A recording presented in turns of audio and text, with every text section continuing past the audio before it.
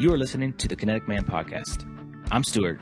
And I'm David, and we want to walk with you on the journey to living a life defined by uncommon action that is full of purpose, adventure, and meaningful relationships.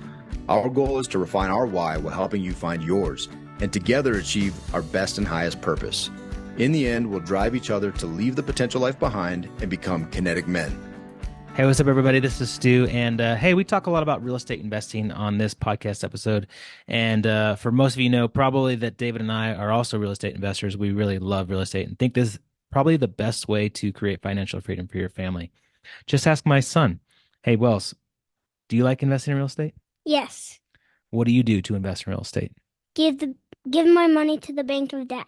Give your money to the bank of Dad, and the bank of Dad gives really good interest rates to him. But hey, if you're interested in investing with us, with David and I promise you we're not going to give you the same interest rate that Wells gets, but we'd be happy to discuss some opportunities that we have coming up. Just send us an email, Stuart@storehouse310.com. Again, Stuart@storehouse310.com. Go enjoy the show. Dudes, I'm super duper excited about today. We've got Ben and Eric Nelson. And hey, you know, when you surround yourself with incredible people who are creative, amazing business people, you inevitably are going to rebrand.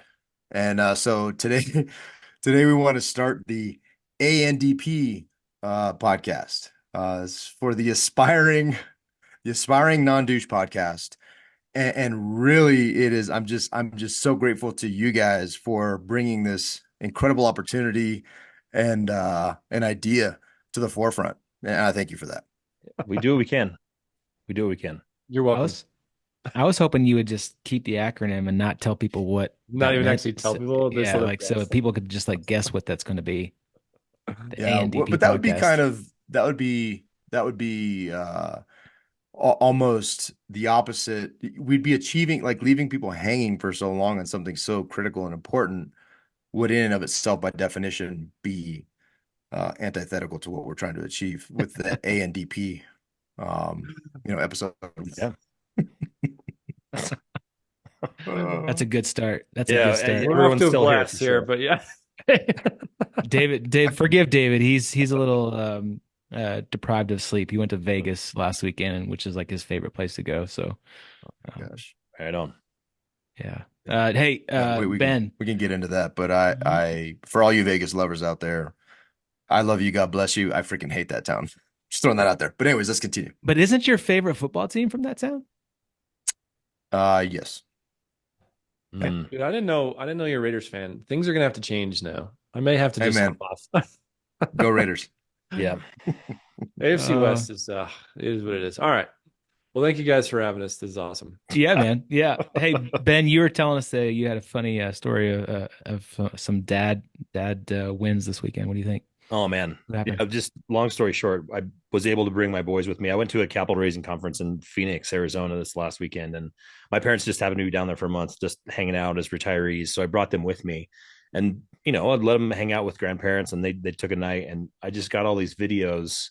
There's a pool. The boys obviously they love the pool. They'll spend all day in the pool, but it's a condo, so the pool is designed to be like pretty also, so there's all these jets and water features coming out of the wall. So the video, it said about an hour and a half of my boys just like leaning over the edge, like making the water features look like they're peeing in the pool. Like that's how they expended 1 to 2 hours per day just doing that. It's like if you have boys in your house as children, like you can relate. It's all that they do.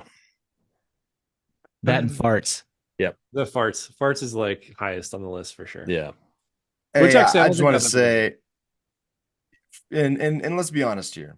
If we were recording this podcast at that very pool, is it just a boys thing, or like would we be doing the exact same thing? Oh no, And I like. I'm not saying I didn't do it. I just got videos of them doing. That's yeah. the guys want to make sure we're being honest on this podcast. Totally. That's good. Hey guys, give us a little bit of background about who you are. Ben and Eric Nelson, Wild Oak Capital. We were recently on your podcast, and then Ben, you're local here to Denver, and Eric, you're also Colorado, but a little bit farther away. We've gotten to spend quite a bit of time with Ben hanging out.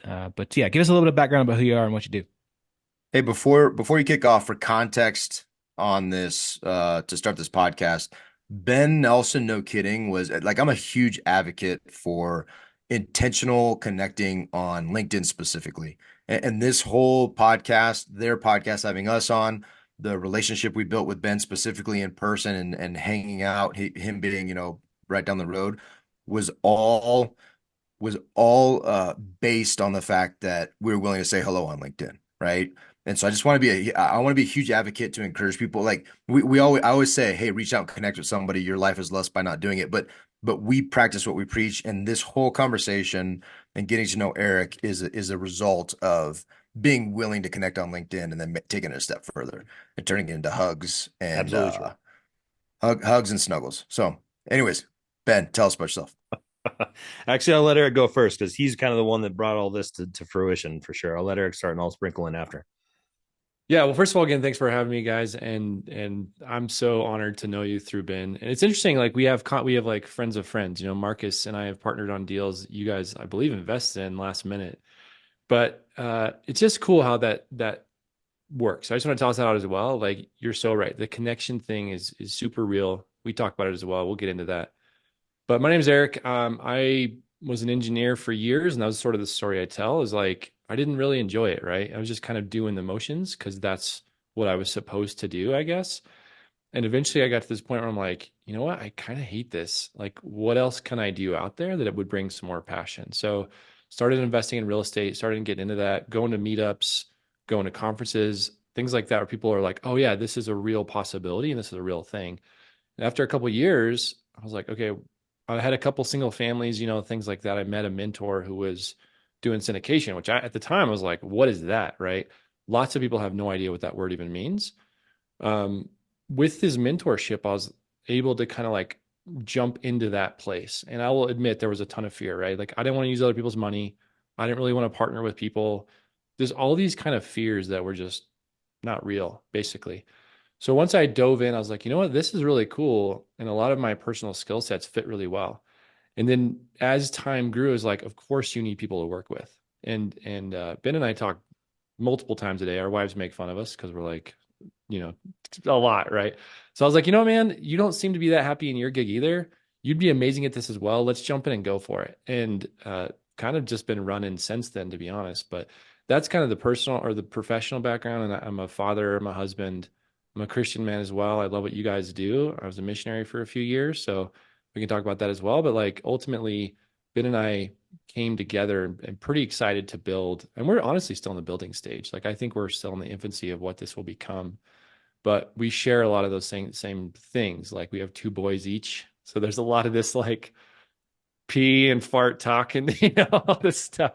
So that's kind of my background. But again, very much appreciate getting to know you guys and having us on. Yeah. And I mean, I'll piggyback that too. So I think mine was a little bit different in the sense. So I come from producing action sports events. I was a little bit of a wayward soul out of college. I graduated and didn't really know exactly what I want to do. I was a ski bum for a year and then moved to Spain and was living in New York and just like finally kind of fell into producing events because that's just the way my brain works. Like I love the puzzle. I love putting these things together and just happened to be adjacent to a bunch of folks. And through time, like we were put in a place where we started getting asked to do some pretty fun, pretty difficult things like some world records or racing, desert trucks on snow in Maine or, being on the ground when Felix broke a bunch of world records jumping out of the sky. Like we were able to do some really fun stuff. But to Eric's point, having conversations with it, it was less about that I didn't like it. I didn't have that. Like I always loved what I was doing. I always loved the puzzle, but it became a point where it was pretty obvious that it wasn't serving the greater good, right? Like it wasn't serving me to be gone for 30, 40 days at a time. It wasn't serving me to miss entire summers with my family and really hitting the rev limiter and to use race speak, like how much time am I putting in versus how much money I'm bringing back? And how am I spending so much time? Because it's really, really time intensive to produce. There's really no way around it to produce at that high level. So Eric and I had a bunch of conversations and it was very much that. He's like, hey man, I see where you're going, and having a similar conversation with me. We do have that luxury of being really honest with each other and being really transparent as brothers. And he just said, hey, I think we should make a go of this. I think we'd be good at it.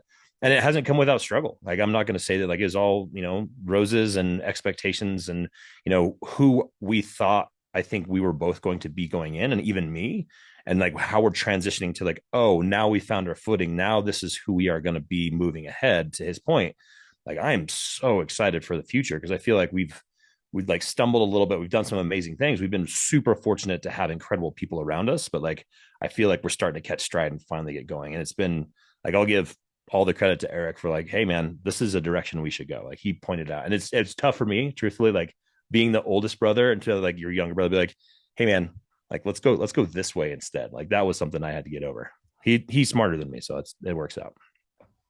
Yeah, I think just from your intros, we probably don't need to expound too deeply on the fact that Eric is smarter. I mean, I think that'll come through the I think that'll come Yeah. through in the recording. You know, Yeah. we don't have to dig into that. But no, all joking aside, you touched on a lot of things, and there's so many ways I want to take this conversation. And a couple things you touched on is a big one for me that immediately resonates is the serving Christ through business, right? Like the ability to do that, how you do that, and I absolutely love that. And Ben, I know you have a servant's heart, dude.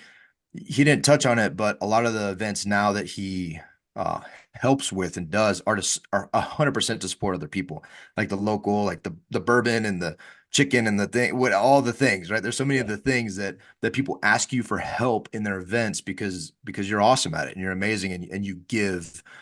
You're a giver in those of your expertise, and I love that. But one thing I want to touch on is this idea of kind of two-pronged thing is the willingness and the ability to take a leap to do something else, right?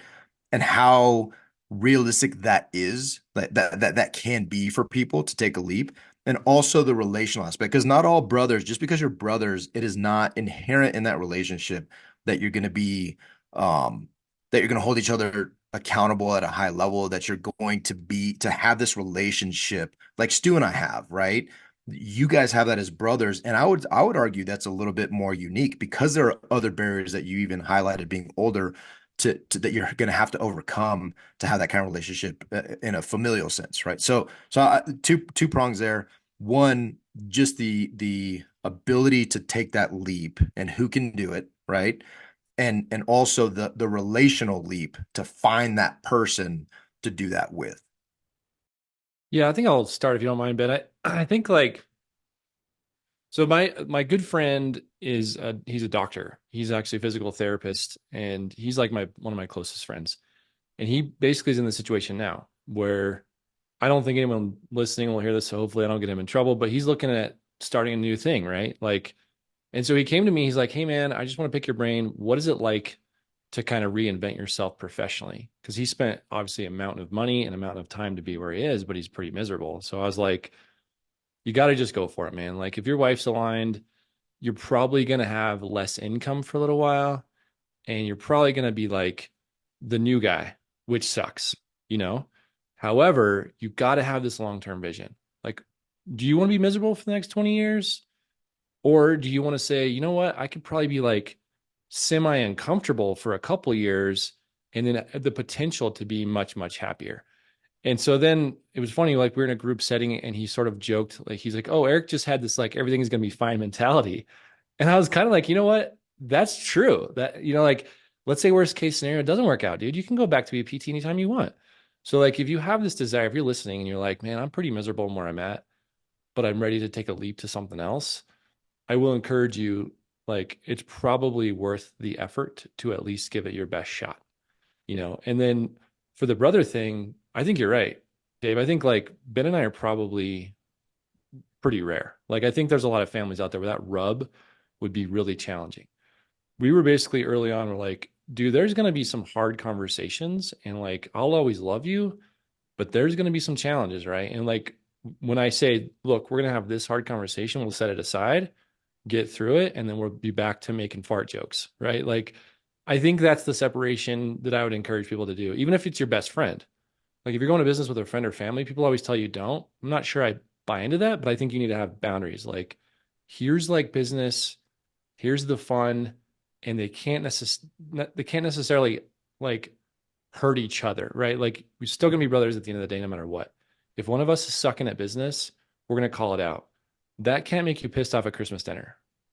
Like put that aside and we'll have some eggnogs and move forward. So that's kind of my thoughts on those things. But before you go, Ben, I love that, and you said something, Eric, and I think it's critical.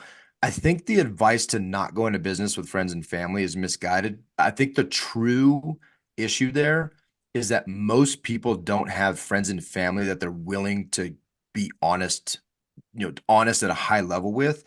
And if you can choose, Stu and I have dude, we had a hard conversation last week. I mean, we have really hard conversations all the time. And I'll tell you what resolved our conversation very specifically. Again, a very hard conversation. Like we were like, like I got off the call and was like, hey guys, you know what? I'm gonna go because I am angry. I'm angry, so I'm gonna go. I'm gonna go for a walk. We'll re-engage. The next night, Stu and I had dinner. I said, look, dude, in the context of all this stuff, here's my love for you. And that has to trump. And so how does that, filter into the business? How does that filter into the business? Not how does the business filter into the relationship?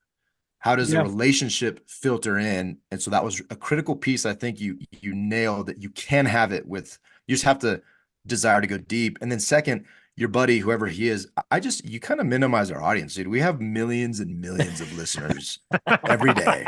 And so I just want So to his make sure boss is that listening right now. He's His for boss is sure on. probably, Yeah. well, so to his boss, like it's all good. I would definitely agree with that. But I think a part of it too, Dave, is that there's fear, right? There's fear of hearing something that you don't want to see or hear.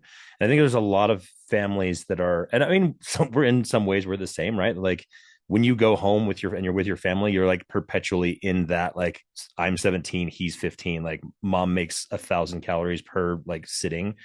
So it's easier for us, I think, because we're supportive in the future of each other, right? And I think that's really hard. Like if you get into a familial setting where you're still like, I'm still Eric's big brother, and like we act like we're in high school, beyond the fart jokes, like that's where I think a lot of it comes down to is like I support who he wants to be. Like, dude, you want to move to Spain with your family? Like, how can I help you move? Like, what are those things that are going to make you a better person? And we have those conversations, right? Like we talk a lot about what do we want from life? Like, where are we going? Is this serving us? Like, is this doing a good job? So I think that was a big thing. And honestly, truly, and all jokes aside, like I take a bunch of that from Eric, from like the way his brain works. Like we have similar things, but I think we just have a different path we got there. Because I think mine's different, right? The conversation that I have with people often is, what if you don't hate your job? Right? Like, what if you really like what you're doing, but it's not in service totally of where you want to be? Like that. So like my background is a really prime example of that. There's so many people that may not have kids or like never will or single. Like if I could have found somebody, and what I'm trying to do is be the person I wish I could be for myself when I was on the road, right? So syndication and the things that we're trying to do, like building passive income streams for people, you don't have to hate what you're doing. Like if we can help you continue doing something that you love or you build or you're growing, like the world needs doctors and lawyers and producers and like all of these people that are working 80 hours a week. How can we also support you in that if it is truly your calling and you want to be there, right? So it's interesting that we get to have these like dual path conversations of like, if you want to get out, cool, there's a way to do that. If you don't, you love it, how can we support you in that? Because the thing that hit me the most was COVID, right? Like COVID hit all of us for different reasons and changed the way that we operate for a lot of ways. But as soon as COVID got real serious, like I got a phone call. Like I'm a producer and I would work for a couple of different folks. Like I would, run a bunch of big projects. But ultimately, when the phone rings and it says the world's stopping and you can no longer gather people together, which is what I built my entire business around for 15 years, like I have no more income coming in like that, right? Like that shut my life down. And it was the scariest moment I had ever with my wife, because like suddenly we're going through bills and cutting and like, what are we going to do? But if I'd had other passive income streams around that, that would have lessened the load, right? So that's what we're trying to do, is help people. Like, how can you diversify? How can you build some of that in service of how you want to live your life? And like, is it a wholesale change, or is it just like, how can we give you extra gunpowder? How can we give you extra rocket fuel? Hey, there's this misnomer I think out there in the world of real estate investing. I think there's a lot of false communication around it. Of, as soon as you become a real estate investor, freedom, right? Financial freedom, passive income, wealth creation. I'm going to quit my W-2 job and go do real estate so I can have time freedom, passive freedom, wealth freedom, all this stuff. And a lot of people quit their W-2 40-hour job to then go turn around and make 80-hour jobs, right? In entrepreneur world, in real estate investing world. And then, both of you guys, different reasons why you chose to change careers. One, Eric, you just didn't like your job. You wanted to do something different. Ben, you liked your job, but you needed to serve your family, right? And be around a little bit more. So how did you guys, and how do we, for all listeners that are out there in the entrepreneur world, manage not like doing 80 hours a week to say no to a 40-hour week job, and just get into this cycle of like more, grind, hustle, more doors is better, right? How do we get out of that mentality that often comes into play in the real estate world specifically? Yeah, man, I love this question. So just gonna call out that I'm in a mastermind, and I mean, if you guys are fine with it, I'll name the name, but like, it's basically a money-based mastermind, and everyone in there is like really focused on net worth and how do we grow, and I really enjoy it because like the people are amazing, right?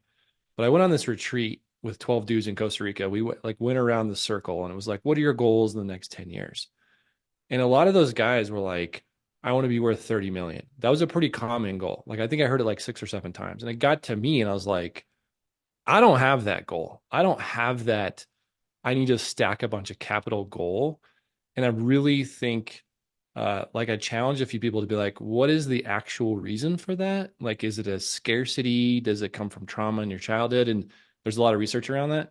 But I think probably partially to answer the question is like, what is the reason, right? Like, what are you going to do with that money? I think digging really, really deep into that question of like, let's say you want to get rich, dude, be good for you. Like, I'm absolutely not judging you.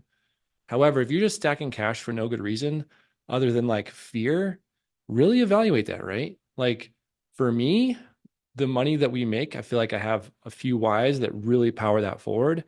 And I don't have this like endless, bottomless desire. For me, it is kind of that, Stu. So like really guarding that, you know what? I could probably work another 4 hours today, but it's 4 p.m. I'm gonna head home, right? Like that I think is a really, really challenging thing as a new entrepreneur too. Because you're like, I gotta grind, I gotta grind, I gotta grind. I'm just not sure I buy into that. And it comes from a lot of introspection of like, what is the reason I changed? Okay, it is that time freedom I was going for. Is it always there? No. There's times when, we get to meet up in the night or we're traveling to conferences or whatever. But ultimately, I think for me personally, the answer is what is the why behind it? What are you actually doing with the capital you're trying to build or like the money you're making? Then build your business around that. That's harder thing, easier said than done, right? But that's at least how I've been able to be like, I want to be wealthy in the sense that I want to be set up for retirement, but I don't necessarily want to stack $30 million. I just don't. I'd rather give it away. I'd rather travel. I'd rather spend time with my kids, right? And that's the honest truth. So I think evaluating what's the why, which again is hard to do. What are your thoughts, Ben?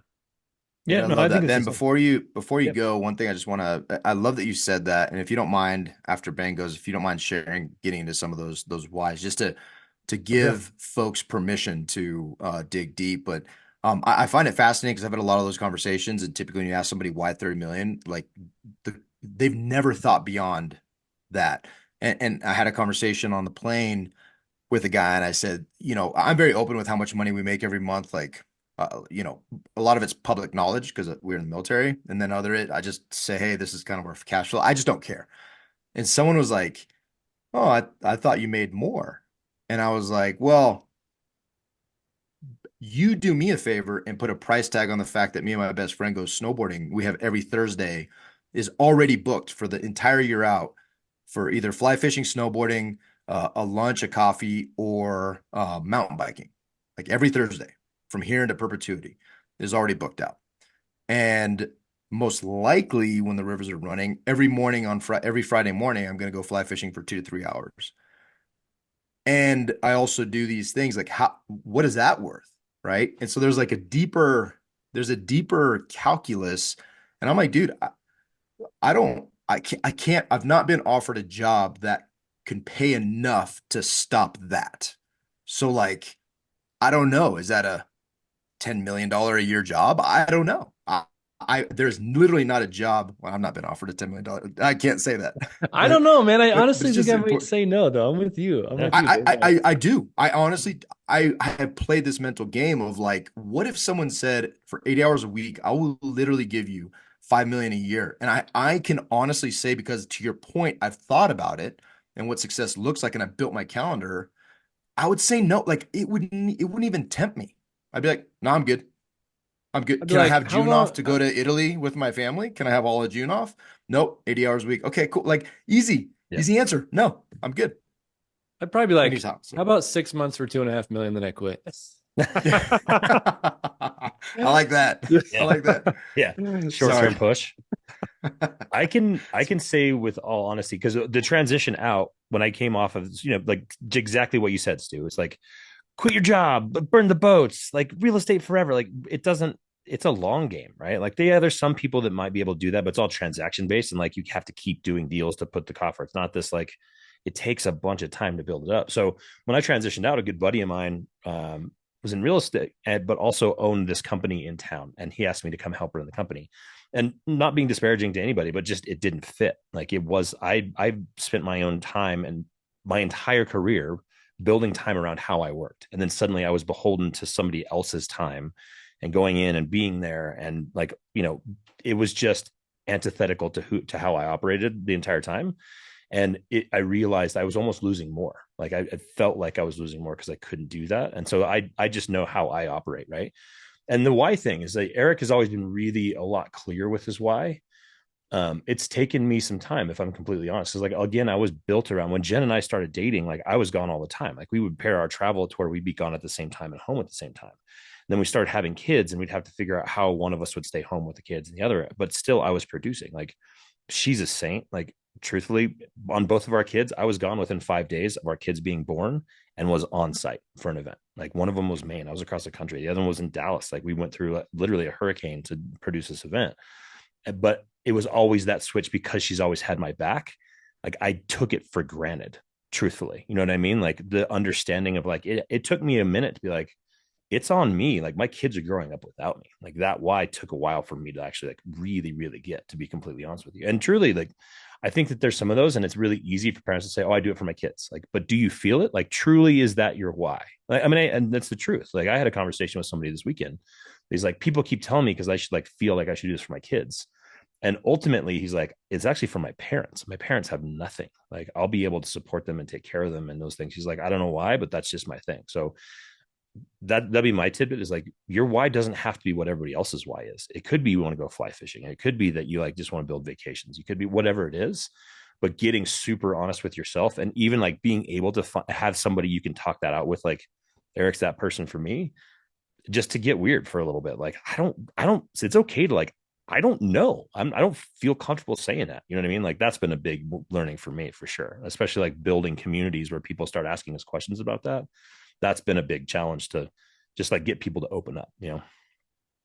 Well, dude, I think a lot of people hesitate on their why because they feel like uh it has to be a final product first try, right? Like a why is iterative. I mean, I anticipate now because we've done it so often.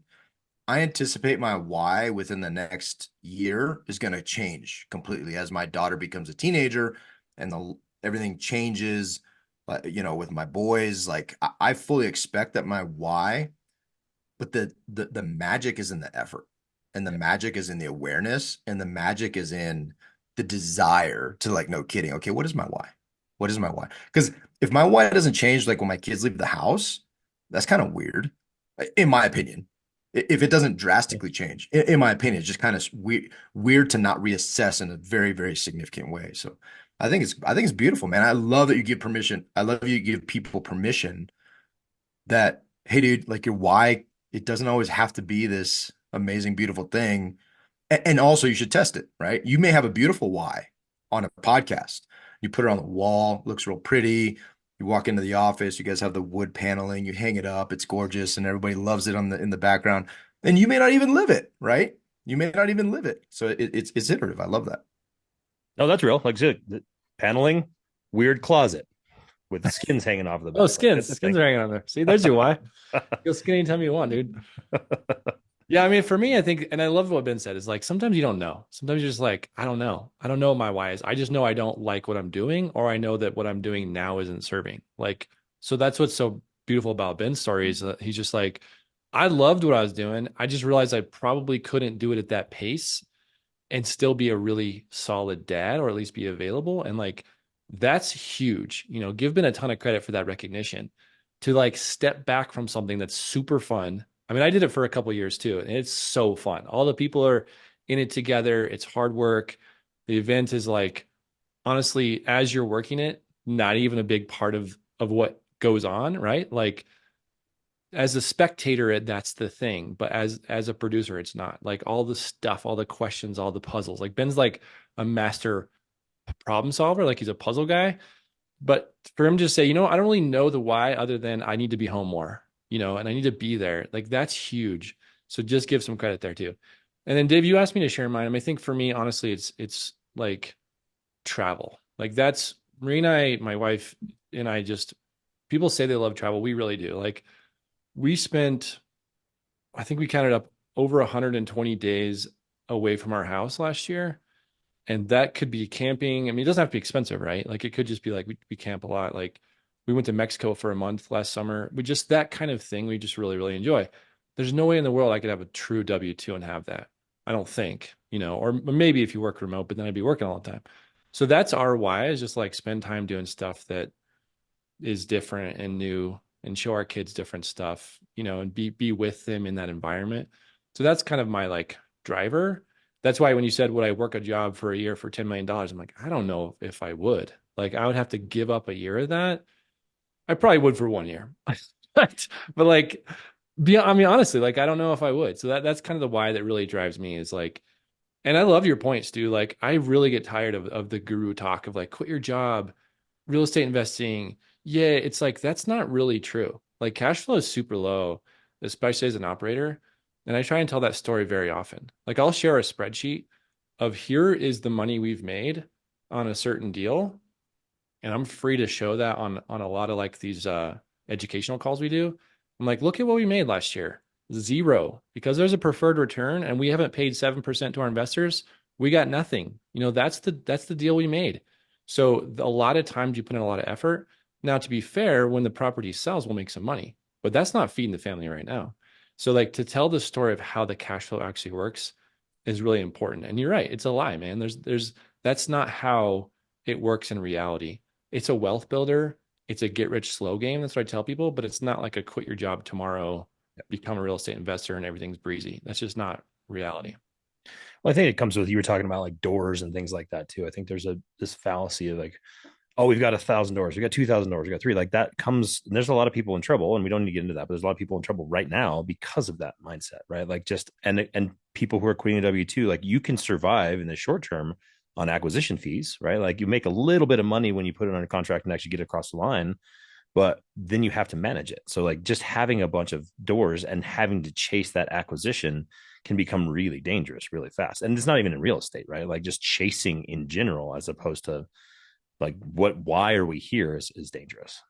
Yeah, dude. There's been two things that I've really gotten annoyed with in just the real estate investing space. And one is there are certain conferences that I would go to over and over every single year, and every single speaker that would get up on stage, the way they introduced themselves was, I have X million dollars AUM, assets under management.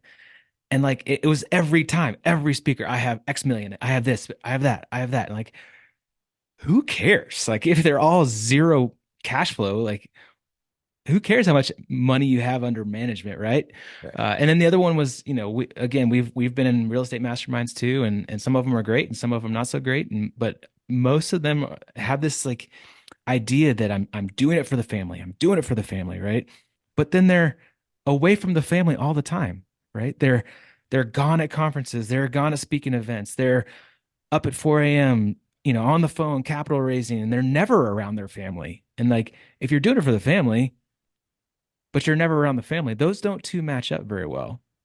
right? And so like that really got to me, and I found myself in it. Like I found myself comparing myself to others. I found myself saying the exact same thing. And it, finally I had just Dave and I both had these like aha wake up moments of like, what's this all for? Yeah. What are we doing this for? Um, I so think there's times where you have to push like that. I think we've all been there too, right? Like, and yeah, not to say that we get to work from 10 a.m. to 2 p.m. every single day. And like suddenly it's just flowing to us. Like there are days when are long and there's days that yeah, push and things that go sideways. Like I was getting text messages at 11 o'clock last night from a handyman, like striping a parking lot at one of our facilities. Like it exists. And I want to be really clear about that, right? yeah, Like it doesn't exist without the work. And it doesn't exist without getting burnt out sometimes. And it's sucking and like being at odds with your partners or like, dude, you didn't show up. You haven't shown up for a month. Like, what's up? You know what I mean? Like, there's a lot of those types of things. But I think to your point is, and again, I'm not trying to be preachy. Like, this is just something we feel when we talk about it is that, like, what are the most significant steps you can take that are going to move the ball forward, right? Like that's something Eric talks about a lot in his coaching program is like, it's not about just action. So yeah, the first step is taking action. But like what actions are you taking that are actually moving the ball forward? Like you can call 1,000 brokers, but never an intention to underwrite a single deal. Like you can do that all day long, right? But what actions are you taking that are actually going to move the next step? And taking the fewest number of big steps, it's scary, it's it's terrifying, but what are the fewest steps you can take to like make that bigger? And I think that's something that Eric does super well. yeah, that's great, man. Hey, I wanted to touch on something else that you guys are really, trying to focus on, and that's just community. David and I had a similar hope and goal of creating community in real estate. We did it a little bit, but I think we've created more community in the Kinetic Man, which isn't as focused as real estate. But you guys are doing a really good job of creating community through what you guys are doing with your events. Can you talk about that and touch on the purpose and the why behind that? Yeah, yeah, we've been super fortunate to put some people around us that we want to work with on a regular basis, right? So, like I said, I come from producing events, but we had some of our mentors actually come to us originally and say, "Hey, we're thinking about producing an event. Would you be down to help us do that?" So we dipped our toes in and we produced it with that, and it's still going, and we still love that event. But I think Eric and I looked at each other as well and said, "Hey, we want something that's ours, that feels like us, that we create." Um, my big thing, like I just got back from a convention, and to your point, I love some of those conventions. Like you go and there's great keynote speakers and people get fired up, but my favorite times are like in between, right? Or like you leave, there's like a panel discussion you're not like super into, you walk out and you're hanging out in the hall, or you're like, go grab a coffee, you're like, go grab a beer in the afternoon with somebody. And those 3 to 4 to 7 people sitting around you, like chatting, I think the deals get done in the white space. I think the learning and the motivation and the push gets done in the white space because you're looking somebody eye to eye. Like it's a real connection. You're not just like in a crowd in the dark staring at a stage. So we decided that's something we really, really want to lean into. So we created an event called Scale. We run it in Denver. It's in October.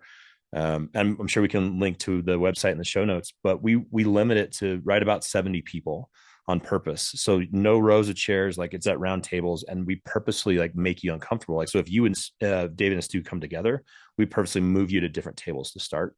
And really by the time you're into like day 2, day 3, like you've met all these new people and all these new friends because they're all in it together. Right. And we do it in such a way, like we break up little groups and you have to go and talk about if your thing's asset management or you like want to learn underwriting. So we build this around building people up at every level. We have some people who are brand new. We have some people that have been doing the business for a very, very long time. And how do we support all those folks?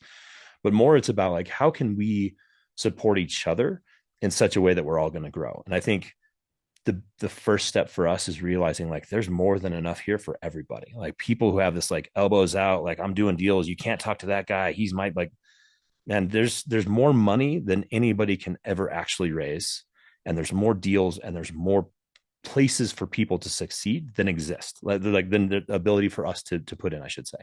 So that's where we come from. It's like we want to build up other people and we want to help as much, because like we're going to ask for help, right? At some point, like we're definitely going to ask for an arm up too. So how can we build this camaraderie around what we're trying to do and build a bigger community? Yeah, I think like, Ben kind of like puts the event stuff, because for him it's so easy, right? Like, but he puts on an amazing event where it's like, first of all, it's beautiful and it's well done and well crafted. You show up, it's like everything's dialed. So it's like you show up and it's comfortable, But then you're in this position where all of a sudden we're like, you know what? We're going to make you super uncomfortable now. And like, we're going to force you to talk and nobody leaves the room. So like, that's the difference is like when I go to, let's just say a best ever, right? There's 1,500 people there. To Ben's point, I don't spend any time in the room. It's not that I don't think the speakers are good. It's the same as used to, is like, okay, I have 2,000 units and blah, blah, blah. And it's like, that's solid information, especially when you're new. But I leave the room and I go out in the hall and I start talking to people. And that's like our favorite things. We're like, how do we create an event that is the hall? So we like people don't leave the room because we have these activities and things that you're doing at your table. And yeah, it's really meant to build like camaraderie and education, right? We do have some solid speakers, but a lot of it's like interactive. So it's pretty solid. So yeah, if you're interested, check it out. We'd appreciate if you guys would link that for sure. Yeah, yeah, we will. What are the dates? This year's the 10th through the 12th of October, 2024 in Denver, Colorado. Awesome, dude. Awesome. Yeah. Yeah, it seems like we have events that are simultaneous, so we miss each other's things. But I love it, and I think what you just said, an event to create the hall experience, right? I love that really what I hear with the events that you guys are creating and that you run, and really everything you do. If you check out their website, you listen to Ben's videos on LinkedIn, a lot of it is very much geared towards community, and it's extremely intentional. It's extremely intentional. Like, going into this event to scale in particular, that the intent of the founders and the producers of the event is to make you uncomfortable. Like, that's awesome. I love that. It's a great the intentionality behind that, but it's not just to be uncomfortable, right? It's because you are trying to build a deeper level of connection because you guys realize in spades that with trust comes speed, and with that speed comes locking down deals, investing, doing amazing things, and also like you're hanging out with people that you actually like, right? And that because you've gotten uncomfortable, you've gotten a little, 20-second hugs is what we like to do, and you've done that. And then now it's time to do a deal, and you're coming from a different place, right? The transactional part of it, you actually have each other's backs. Everybody wants the best for the deal because you want the best for each other. And so I just love this community you guys are building. I think it's also the thing that I love the most is that we also tell the people we come bring to speak, the people that show up. A lot of it is like the guru from the stage mentality is, look at me, look how awesome I am, look at what I've done. Here's how you can do what I've done, right? Like, or here's why you should do this thing to get where I am. And I think what we're trying to do, and no disrespect, like there's a lot of people who've done some very big things, but what I really love is like, here's where I fell down. Like, here's what's uncomfortable for me still. Like, here's what sucks if you're in this thing. Like, the ability to have a real conversation with somebody about like the reality of the space, like it can be best Tuesday ever all day long on social media. But like, if you get together and you come to the scale thing, like what we try to do is that uncomfortability piece. Like, the best part is on the other side of that fear, whether it's like sitting at a table and talking to somebody, or like taking your first deal, or signing a contract. Like, those things are scary. So we want you to be around and be like, dude, I know exactly how that feels. It's not like, oh, I'm so awesome. It's like, dude, that's scary. Like, I signed a contract yesterday and it like gave me some tingles, like, we want you to understand that you're not alone in it. And by no means is this an individualized response that you're having. Like, sometimes things suck. Sometimes things are super hard. We got your back. Yeah, no doubt. Go ahead, Ben. Or Eric, go ahead. No, I was just going to say the same thing. It's just like being uncomfortable, right? Like being okay with being honest too. Like being okay with like, I'm on stage. Here's the thing I'm struggling with. Like, that's what's nice about a podcast like this. You guys are incredibly honest. When we had you on, you're not like faking it for the podcast. We got the real you, as far as I can tell. Like, sometimes this business is super hard. Sometimes it sucks. Sometimes sometimes some properties don't perform as well as you thought. You have to look an investor in the eye and say, here's what happened. Those things happen, and that's reality. So like, to tell that story and be like, look, I love real estate. I can just say it. I really do. But there's days that are brutal. Like, it's not the best amazing thing ever. It's still a job, right? And it's still going to be challenging and all that stuff. And we can say that. And I think that, if I'm listening, if I'm in the chair, I'm like, that's the dude I want to talk to, because that's the person being real. That's the speakers we invite as well. So like, I'm not trying to necessarily say like, oh, we're the best because we're super honest. I'm just saying that's our style. And I think people who resonate with that will probably really like that event. Yeah. And it's also the who's around, right? Like Dave, you have a bad day, you call Stu. I have a bad day, I call Eric. Eric and I have had bad days. Like we just put out something like we did a podcast together. It's like we both were like in a tough spot together for like a month. And we literally just got on a podcast. It's like, this sucks. Like, how are we going to get out of this? How did we get out of this? So if the point is building the community is not just people that are going to like be there when it's good or like rah rah, we're doing this. Like people that are also there when it's hard and it sucks and like you've been up all night and your kid's throwing up and like you have to go like to a meetup and be like helping other people. Like there's a lot of those types of things in those days where it just put somebody in your corner, find people, and we're trying to help people find people to put in their corner. Yeah, I love it. Love it. Hey, we're getting to the end of our time here, but what's the future of Wild Oak Capital look like and scale? What's the goal of this all? What are you guys focused on? Assets under management's the goal. The bigger number we Perfect. can 30 million AUM. I love it. Just infinite doors if we Infinite. can. Yeah. More. Yeah. The goal is Way too much more. Great ROI on infinite ROI or infinite doors. I like the goal. Yeah, It's a right. strong why. No, I mean, I think that's an awesome question. I mean, obviously growth. So like we do want to continue to grow. I mean, one thing I will say about our team is that we've walked away from probably as many deals as anyone I know, like deals under contract even. Like we this hit so close to home actually. We had a deal in Rifle under contract and Ben and I went up there and the photos were amazing. I mean, they're always amazing, but these photos were extra amazing.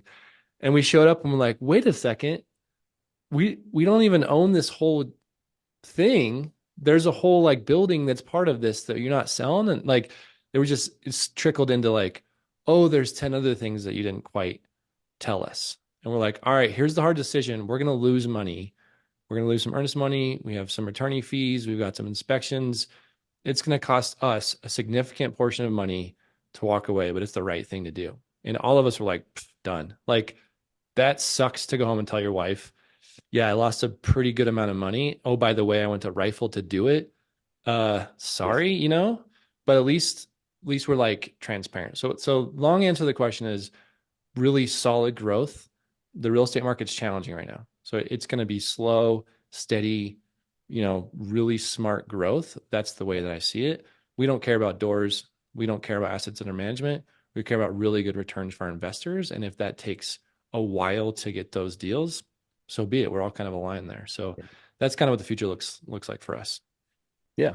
I'd say building out like how can we do this more? How can we tell people this story more?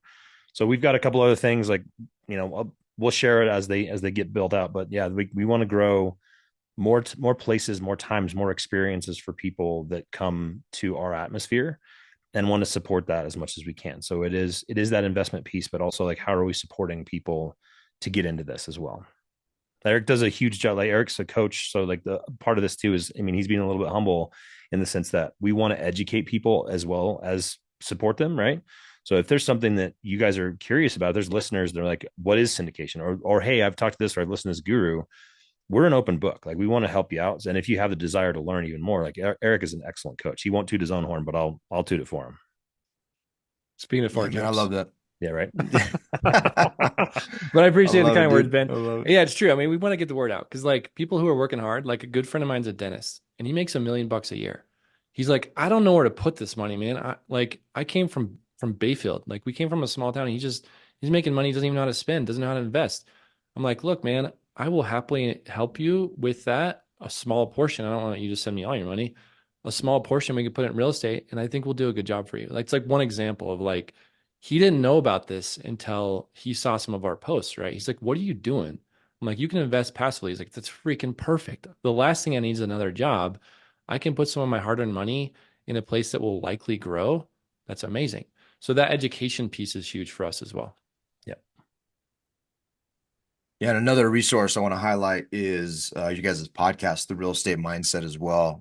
Awesome podcast. You guys have amazing guests on there, and it's just it's free knowledge, right? And I think that this podcasting, these resources, the coaching, I would highly recommend reaching out to Eric and invest in yourself to get some of that knowledge. And it's not guru talk, right? It's real talk. It's not just the idea that you're going to make some money. Even the way you caveated with your millionaire friend, there's no guarantee, right? And anybody who says differently is just trying to separate you from your money, which, just coming fresh back from Vegas, I watched it at a scale I just can't even describe, on the effort to separate you from your money. Well, that exists everywhere. That exists everywhere. So I appreciate you guys, man. I appreciate not only the men that you are. You guys are incredible men, first and foremost.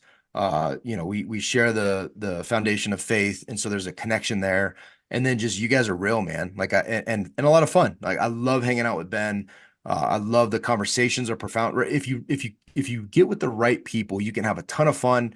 You can constantly learn. You can constantly be edified, have amazing conversations and laughter, but you can also just dive deep very quickly, right? There's no, like, you don't have to dance around it. You get to it and you be real, and that's where the magic happens. So I encourage everybody to make connections like this. And if you have a podcast, have these guys on and have us on. We're pretty awesome as well. Stu, bring, just have him turn the camera off, and your show will definitely gain a lot of listeners. And He's good on likes. audio. He has a radio face. He's great on audio. Yeah. He's got a radio face. He's got I cry too much, man. No, man, I just don't love say it. anything I love sad. Oh, that's funny. Hey, it's great. where do we send people to check you guys out, Ben and Eric? Yeah, Wild Oak Capital is kind of the place for it all. So wildoakcapital.com has our podcast on there as well. And then you can hear about, sign up, get to know us a little bit before you can invest. We have to have a relationship with you, which is a huge piece to this as well. I mean, it's nice to know our investors. I don't know that we'll ever go away from the 506B, because it's like, I really want to know our investors. I mean, maybe one day, right? But for now, just head that way. That'd be kind of the place to go. So appreciate that toss out. Awesome, man. We'll put that in the show notes for sure. Like Goody said, man, we love getting to know you guys. We love knowing you guys, and continue to love to hang out with you. We'll put everything in the show notes, guys and gals. Reach out to Ben and Eric. They are super cool dudes. And hey, let's all go take uncommon action to be better. Thanks, guys. See ya. Thanks, dudes. Thanks. Hey, for those of you who've been listening to this podcast for a while, you know that Dave and myself transitioned out of a 20-year career in the military, in the Navy. And there were some really big struggles in that. And I'd say that for anybody that's in a transition of changing an identity, can have a really, really hard time finding a new identity and going through the struggles of figuring out what's next. We talk a lot about purpose. We talk a lot about tribe and community. And we talk a lot about mission. And those aspects of a transition are really hard to figure out. So you need a community. You need a tribe. You need to have someone in your life that's going to hold you accountable and help you grow into this new identity. That's what we do in the Kinetic Man. We have a lot of military veterans in our space that we talk through on a daily and monthly basis of how to figure out what's next, how to figure out how to continue to live with purpose, live with mission, and be incredible husbands, incredible fathers, incredible leaders in the community, and incredible businessmen. We have a ton of entrepreneurs. We have guys doing deals together, investing with each other, and growing with each other to be the best men that they can possibly be, so they can show up every single day for their families and for their businesses. If that's something that sounds interesting, come join us. You can go to thekineticman.com/signup, thekineticman.com/signup, and come grow with us. See ya. Thank you for listening to the Kinetic Man podcast. If you are growth-minded, community-focused, and willing to take uncommon action to redefine success and live an abundant life, visit our website at www.thekineticman.com to see all the ways we could connect. Yeah, and on our website, you can find more information on everything we're doing, like joining our meetup page to get the details on our webinars and our local Thursday gatherings here in Colorado. From our site, you can also find more information on and sign up for the next Kinetic Man retreat and the next house of our mastermind group. Finally, we always appreciate your love and support. Please share this episode and go rate us on your favorite podcast player of choice. Thank you again. Now go take uncommon action.